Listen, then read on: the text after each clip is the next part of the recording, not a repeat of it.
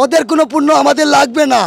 তোদের মতো মুনাফিকদের কাফিরের জন্য আমাদের মতো একজন মুসলমানই যথেষ্ট। এই নুপুর শর্মা যদি এই বিশ্ব মুসলিম উম্মার হাতে যদি কমা না চায় তাইলে আমরা ভবিষ্যতে আরও কঠোর আন্দোলনে যাব। ইন্ডিয়ার যে নাগরিক বাংলাদেশে আছেন তাদেরকে জন্য বাংলাদেশ থেকে বিতাড়িত করা হয়। নেত্রীর কাছে আমরা এটাই জানাইতে চাই যাতে নেত্রী রাষ্ট্রীয়ভাবে ইন্ডিয়ার নিন্দা জানায়, প্রতিবাদ জানায়।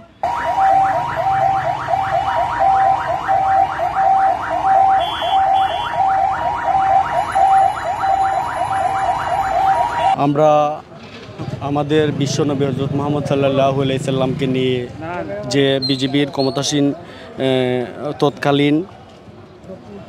তৎকালীন জাতীয় মুখপাত্র, ভারতের মুখপাত্র নুপুর শর্মার কটূক্তির প্রতিবাদে আজকে প্রায় শত শত অ্যাম্বুলেন্স কার নোহা নিয়ে আমরা ওসমানী মেডিকেল থেকে শুরু করে চণ্ডীপুল হয়ে তারপর শহরের বিভিন্ন এই যে গুরুত্বপূর্ণ সড়ক পরিদর্শন করে আমরা বিক্ষোভে শেষ করি।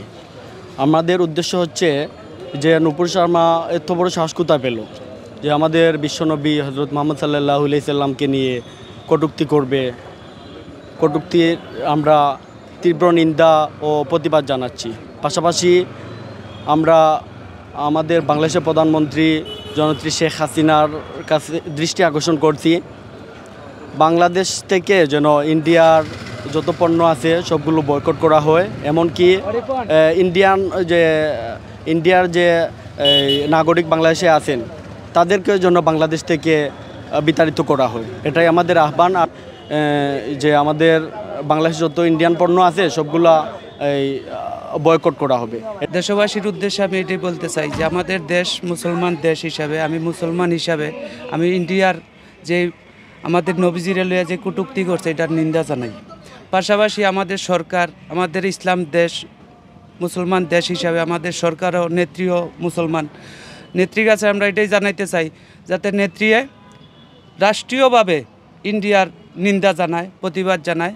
আমরা হযরত মুহাম্মদ সাল্লাল্লাহু আলাইহি সাল্লামরে নিয়ে যে এই কটূক্তির কথা হয়েছে ভারতের নুপুর শর্মা, বিজেপির নেতা নুপুর শর্মা, তার বিরুদ্ধে আমরা প্রতিবাদ সভা করছি। যদি এই নুপুর শর্মা যদি এই বিশ্ব মুসলিম উম্মার হাতে যদি কমা না চায় তাইলে আমরা ভবিষ্যতে আরও কঠোর আন্দোলনে যাব।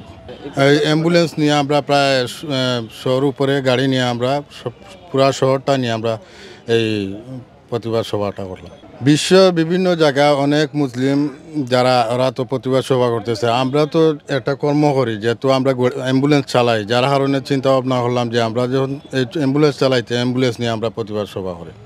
সম্মানিত মুসলিম জনতা, আজকে আমরা প্রায় 110টি গাড়ি নিয়ে সিলেটবাসী বা আমাদের Sylhet MAG Osmani medical microbus উপকমিটির পক্ষ থেকে আজকে আমরা এই র্যালিটি হযরত মুহাম্মদ মুস্তাফা সাল্লাল্লাহু আলাইহি সাল্লামের মোদি সরকার কটূক্তি কথা ও উল্টাপাল্টা কথা বলার ওরা সাহস পায় কোথা থেকে? কোনো ধর্ম ছোট হতে পারে না। আজকে আমরা ইসলাম ধর্ম নিয়ে আমরা খুবই গর্বিত, কারণ আমরা চাই সব ধর্মকে নিয়ে সুন্দরভাবে এই দেশটিকে পরিচালনা করতে। আমরা শেখ হাসিনা, মাননীয় প্রধানমন্ত্রী শেখ হাসিনার কাছে আমরা বিশেষভাবে অনুরোধ থাকবে যে কোনো মানুষও যেন তার ধর্মকে নিয়ে উল্টাপাল্টা কথা বলার সাহস পায় না।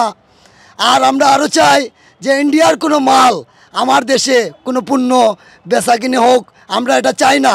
ওদের কোনো পণ্য আমাদের লাগবে না। তোদের মতো মুনাফিকদের কাফিরের জন্য আমাদের মতো একজন মুসলমানই যথেষ্ট। তোরা এখনো সময় থাকতে ঠিক হয়ে যা, না হলে তোদের আগামীতে ভবিষ্যৎ অন্ধকার। মুসলিম জনতা চুপ করে বসে থাকলেও সবই কিন্তু আমরা এক।